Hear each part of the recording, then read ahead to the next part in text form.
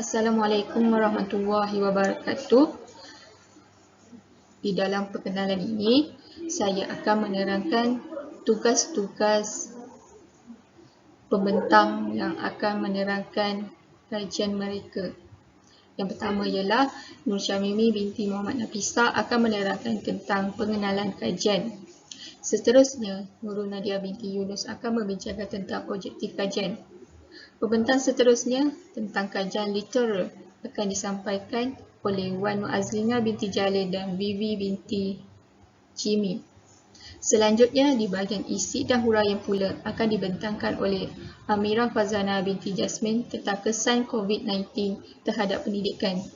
Dan pembentang yang terakhir akan disampaikan oleh saya, iaitu Nur Nadia binti Yunus tentang rumusan dan kesimpulan. Assalamualaikum dan salam sejahtera. Kami akan membentangkan tajuk berkaitan dengan perubahan sistem pendidikan memberi keutamaan pembelajaran atas talian sepanjang pandemik COVID-19. Pada bahagian saya akan menjelaskan tentang pengenalan perubahan sistem pendidikan negara Malaysia yang telah memberi keutamaan pembelajaran atas talian sepanjang pandemik COVID-19.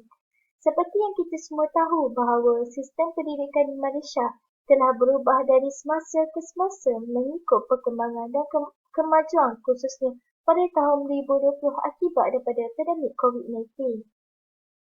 Menurut Yasmin Saw menyatakan bahawa pembelajaran atas talian berlaku disebabkan oleh kebanyakan negara telah beralih kepada e-learning sebagai alternatif untuk menggantikan kaedah konvensional iaitu bersemuka. Hal ini kerana pembelajaran dalam talian yang melibatkan penggunaan teknologi maklumat dan komunikasi ICT termasuklah alatan mudah alih seperti komputer riba dan telefon bimbit serta rangkaian internet boleh dikatakan selaras dengan agenda membentuk pembelajaran yang berteraskan teknologi kepada generasi sekarang dan generasi akan datang.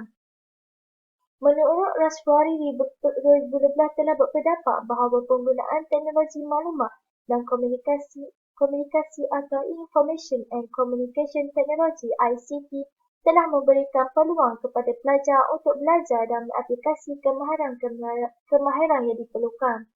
Keadaan ini boleh melatih pelajar dan guru untuk lebih mahir dalam pembelajaran secara atas talian.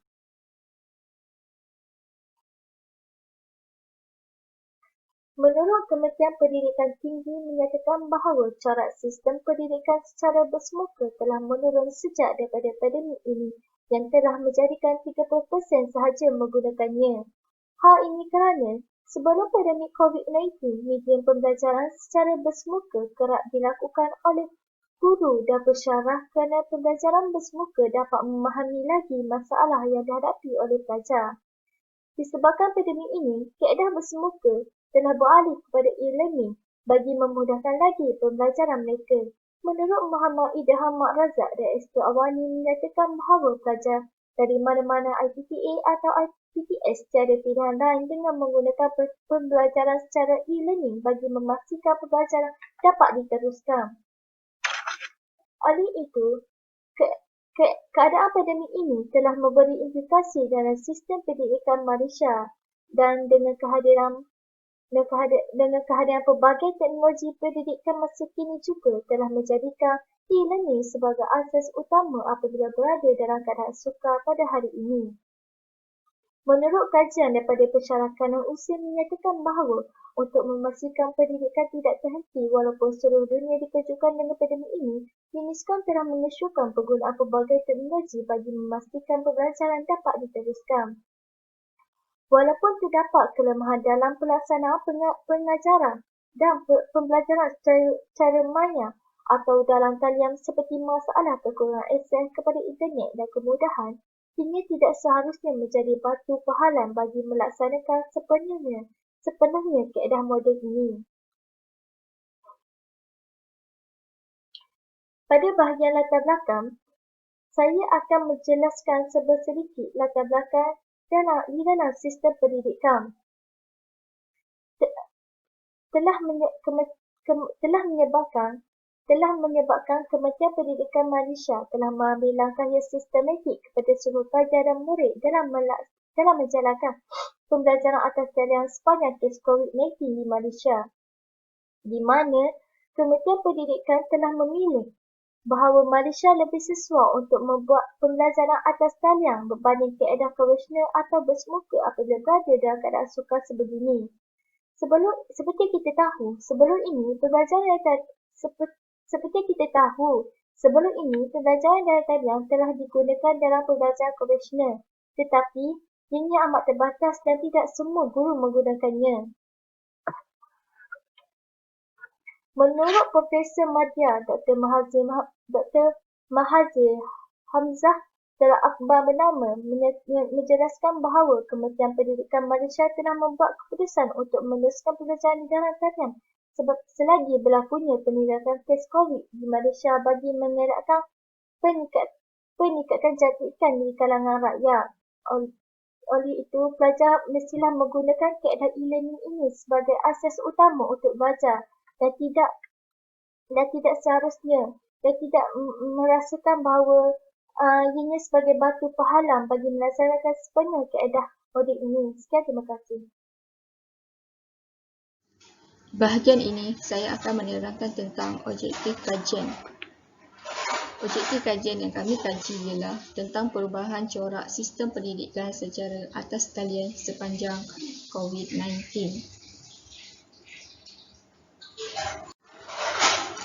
Selaras dengan tajuk kajian, hasilnya kami telah mencapai objektif kajian yang dikehendaki seperti berikut. Yang pertama ialah dapat meningkatkan semangat cinta kepada ilmu pengetahuan dan mengkaji asas-asas fikiran dalam pendidikan. Kedua, membincangkan tentang peranan dan tujuan pendidikan secara atas talian dan memastikan bahawa rangkaian sosial boleh dipercayai dan mampu untuk mengukur prestasi akademik. Seterusnya, untuk mengkaji tentang ilmu falsafah pendidikan dan sikap yang patuh dalam melaksanakan sesuatu tugasan. Seterusnya, berbincangkan tentang pendidikan holistik untuk mengajak manusia menghormati kehidupan intrinsik dan cintakan pembelajaran. Yang terakhir, untuk mencapai matlamat kajian dan mengkaji kekuatan dan kelemahan tentang pendidikan secara atas talian sepanjang musim pandemik. Di bahagian ini, saya dan Vivi akan menerangkan tentang kajian literasi. Kajian literasi menurut istilah-istilah tertentu iaitu merupakan kajian yang pernah dilakukan sebelumnya. Oleh itu, kajian literasi yang kami ketengahkan iaitu yang pertama adalah pengenalan pendidikan atas talian. Pada musim pandemik pada tahun ini, pada tahun 2020 telah mengubah hampir keseluruhan sistem pendidikan menerusi ke arah silibus dan pembelajaran atas talian. Dan hal ini bukan sahaja memberi kesan kepada negara Malaysia, bahkan di seluruh negara mendapat kesan atau mengalami impaknya. Dan pembelajaran atas talian yang merupakan penggantian secara konvensional iaitu belajar bersemuka di dalam bilik darjah ataupun di dalam kuliah merupakan suatu pembelajaran yang boleh dilaksanakan waktu pandemik ini. Menurut berdasarkan statistik suku ketiga yang dikeluarkan oleh Suruhanjaya Komunikasi dan Multimedia Malaysia MCMC pada tahun 2019 mencatatkan bahawa kadar penggunaan jalur lebar bagi tahun 2019 dan juga 2018 telah menunjukkan perbezaan yang sangat ketara yang berbanding sebelum dan selepas pandemik. Kajian literasi yang kedua adalah pelaksanaan negara dengan isu pendidikan atas talian.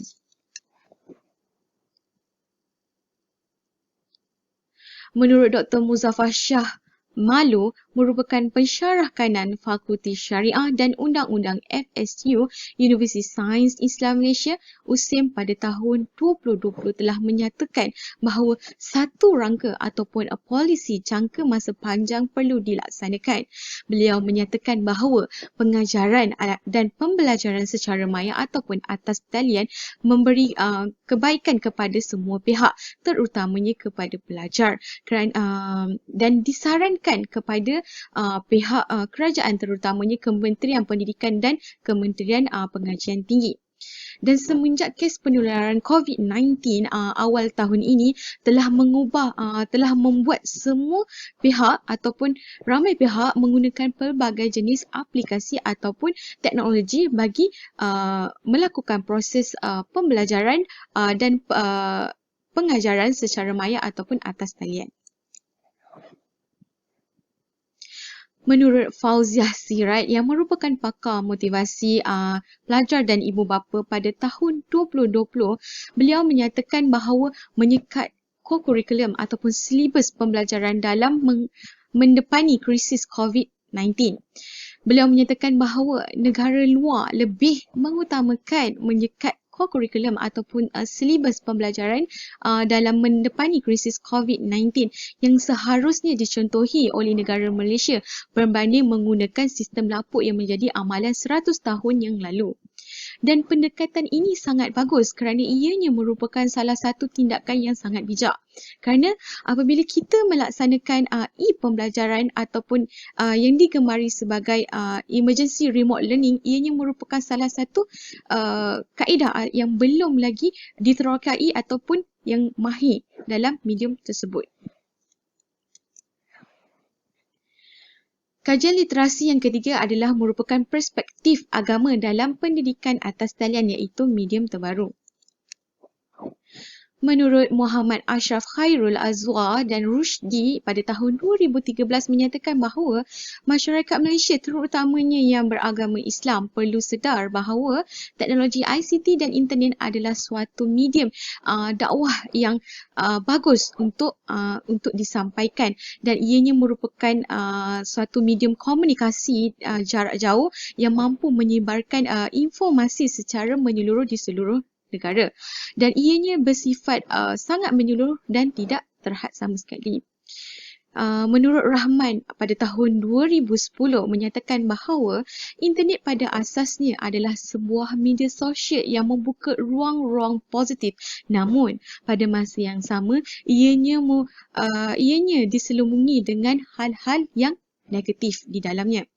Dan akhir sekali adalah menurut Muhammad Farhan pada tahun 2008, beliau menyatakan bahawa al-hikmah juga termaksud dalam kaedah mengubah tradisi. Amat sukar jika tidak disampaikan suatu perkara secara berhikmah, kerana manusia mempunyai kesukaran yang tinggi dalam meninggalkan kebiasaan ataupun merubah suatu tradisi.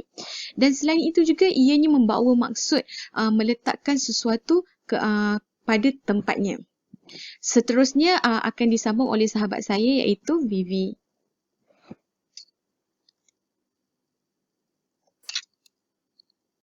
Salam sejahtera, nama saya Vivi binti Jimmy. Saya akan meneruskan pembentangan bahagian literasi. Yang pertama adalah pendidikan karakter, yang kedua adalah prinsip dalam pembangunan pendidikan karakter secara holistik, dan yang ketiga adalah matlamat pendidikan Malaysia dalam pembangunan modal insan. Pendidikan karakter. Tujuan utama pendidikan karakter adalah untuk membangun bangsa yang teguh, di mana masyarakatnya berakhlak mulia, bermoral, bertoleransi, dan bekerja sama untuk mencapai suatu tujuan. Pendidikan karakter adalah untuk membentuk penyempurnaan diri individu secara terus-menerus dan melatih kemampuan diri demi menuju ke arah hidup yang lebih baik. Pandemik COVID-19 ini telah menjadi cabaran bagi dunia dari pelbagai sektor, khususnya dalam sektor pendidikan. Sebelum berlakunya pandemik COVID-19 ini, sistem pendidikan adalah berjalan dengan lancar tanpa sebarang kesulitan kepada tenaga pengajar dan juga para pelajar, iaitu mereka boleh menjalankan sesi pembelajaran secara bersemuka. Namun selepas kemunculan pandemik COVID-19 ini telah mengubah cara pembelajaran, iaitu beralih kepada sistem pendidikan atas talian. Walau bagaimanapun, pandemik COVID-19 ini telah memberi peluang kepada tenaga pengajar dan juga para pelajar untuk meningkatkan pengetahuan dan kemahiran dalam penggunaan teknologi komunikasi.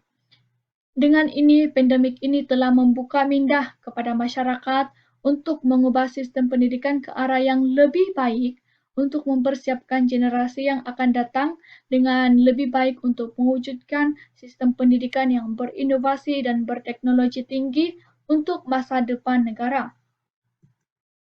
Seterusnya kita akan masuk ke dalam prinsip dalam pembangunan pendidikan karakter secara holistik.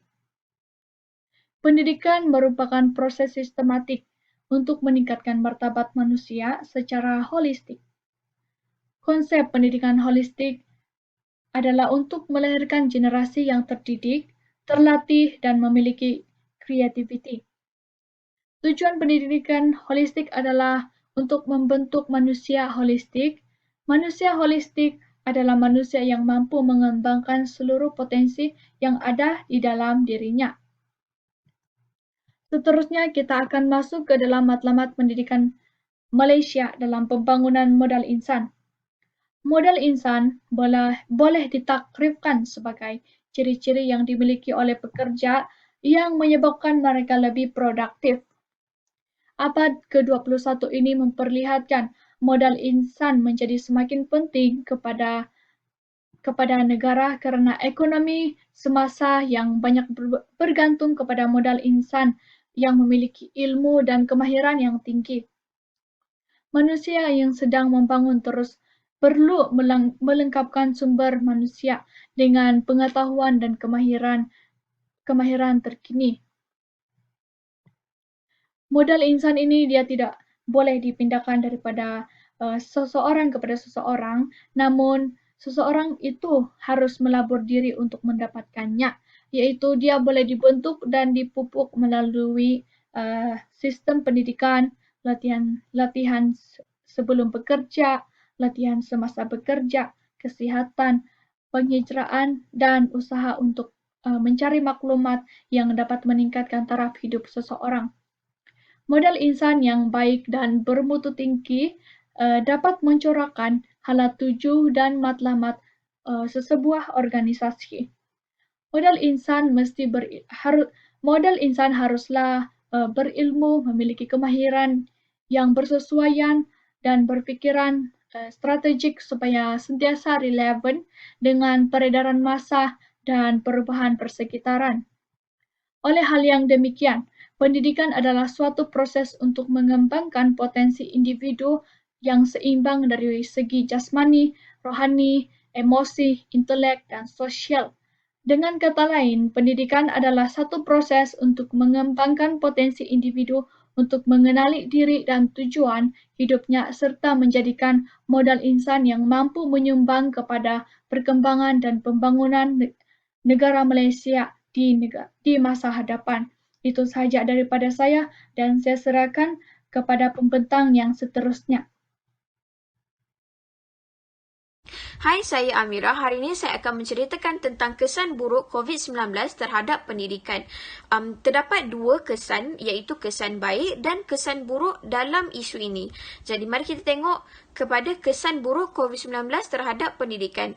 Poin yang pertama adalah kurang pendekatan secara bersemuka. Bermaksud, penyampaian cikgu atau pensyarah mungkin kurang sampai kepada pelajar akan mengakibatkan miskomunikasi terhadap pelajar. Info-info yang ingin disampaikan oleh pensyarah mungkin tidak sampai dengan betul kepada pelajar.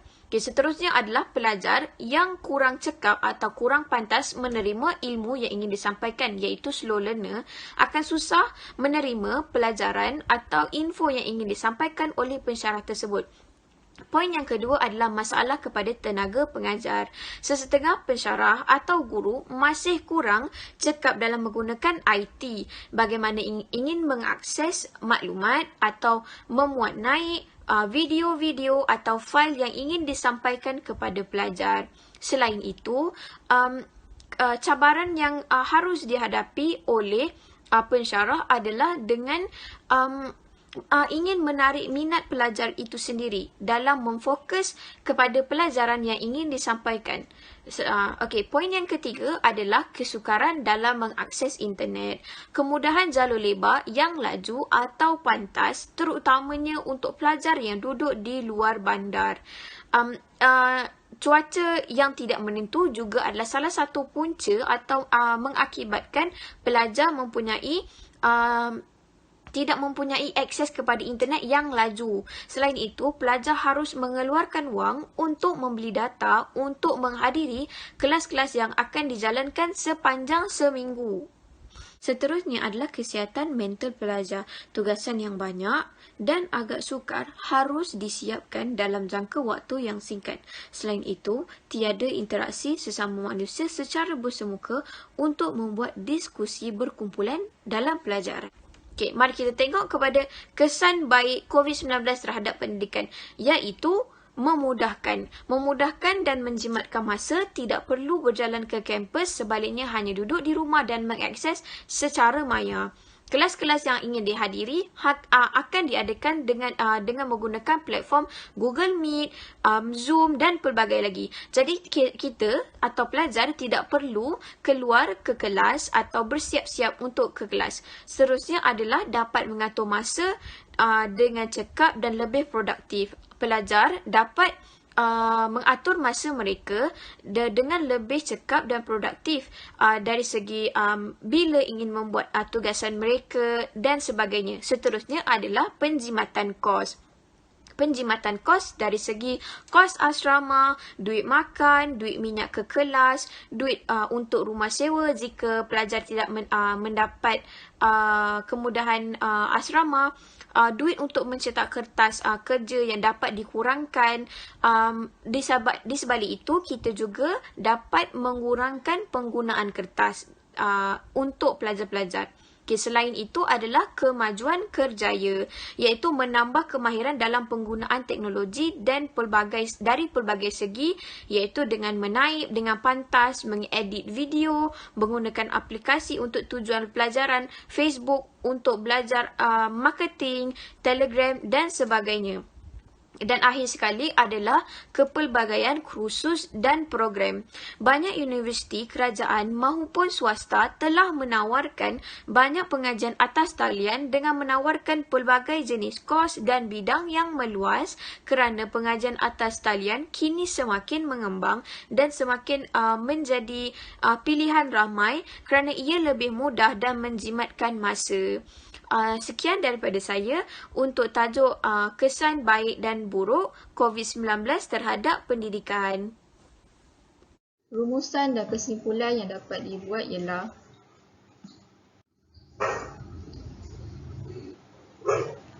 pandemik COVID-19 telah mengubah persekitaran kehidupan manusia hari ini. Keadaan ini bukan sahaja memberi kesan kepada masyarakat, tetapi memberi kesan juga kepada sekolah dan institusi pengajian tinggi. Hal ini kerana pandemik ini telah membawa perubahan kepada pendidikan, iaitu sistem pendidikan secara atas talian. Walau bagaimanapun, ianya juga membawa perubahan baik kepada institusi pendidikan negara kerana penularan COVID-19 telah memaksa kita untuk mempercepatkan kewujudan persekitaran pendidikan yang berinovasi dan berteknologi tinggi. Bahkan, kerajaan juga menyarankan orang ramai mengambil krisis pandemik ini sebagai medium baharu untuk menjadi masyarakat yang membina sistem pendidikan yang lebih baik pada masa akan datang. Akhir kata, amat susah untuk masyarakat menerima perubahan pendidikan secara atas talian. Namun dengan COVID-19 ini, kita diberi peluang untuk mengasah kemahiran berteknologi yang amat penting untuk kekal bermandari pada zaman sekarang. Pak kata pepatah, kalau tidak dipecahkan ruyung, manakan dapat sagunya. Oleh itu, kami berharap kajian ini dapat menghasilkan maklumat yang tepat agar dapat menjadi landasan yang berguna kepada masyarakat kelak. Sekian, terima kasih.